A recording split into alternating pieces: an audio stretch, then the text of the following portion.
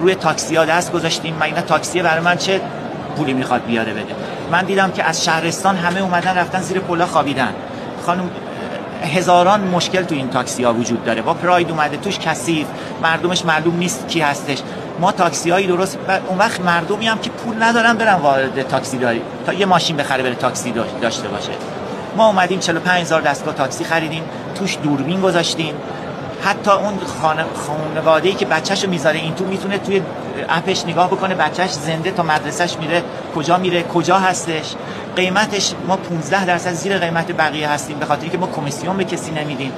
راننده هایی که روی تاکسی های ما هستن همه اینها انگار ماشین مال خودشونه، یعنی همون درآمدی که توی اونجا داشته اینجا هم خب داره حقوقش رو دریافت میکنه. بیمه تکمیلیش مرتب خواهد بود. ما کنترل خواهیم داشت.